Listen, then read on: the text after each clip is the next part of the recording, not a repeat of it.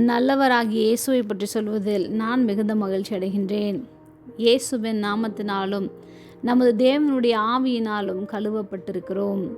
1 கொரிந்தியர் 6 அதிகாரம் 11வது வசனம். உங்களில் சிலர் இப்படிப்பட்டவர்களாயிருந்தீர்கள். ஆயினும் கர்த்தராகிய இயேசுவின் நாமத்தினாலும் நமது தேவனுடைய ஆவியினாலும் கழுவப்பட்டீர்கள், பரிசுத்தமாக்கப்பட்டீர்கள், நீதிமான்களாக்கப்பட்டீர்கள்.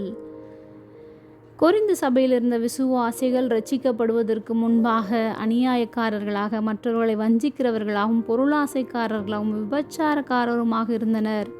ஆகையால் தேவனுடைய ராஜ்யத்தை சுதந்தரிக்க தகுதியற்றவர்களாய் இருந்தார்கள். ரட்சிக்கப்பட்ட பின்பு அவர்கள் பாவத்தில் திரும்பவும் விழுந்துவிடக்கூடாது என்று பவுல் அவர்களை எச்சரித்தார்.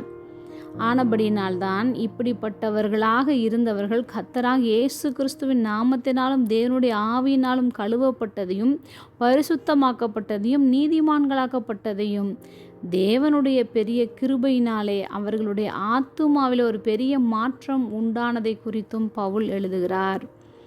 உங்கள் ஆத்துமாவிலும் ஒரு மாற்றம் வேண்டுமானால் ஒவ்வொரு நாளும் நம்மை பரிசோதித்து பரிசுத்தமாய் வார்த்தையை சார்ந்து வாழ பிரயாசப்படுவோம்.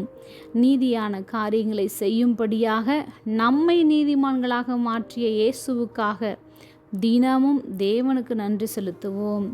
அவரே நமக்கு உதவி செய்வார். ஜெபம். அன்பின் பரம தகப்பனே, எப்பொழுதும் எங்களோடு கூட இருக்கிறவராகவே இருக்கிறவரே, உமது நாமத்தினாலும் தேவனுடைய ஆவியினாலும் நாங்கள் கழுவப்பட்டதற்காக நன்றி செலுத்துகிறோம். இயேசுவின் நாமத்தில் பிதாவே, ஆமேன்.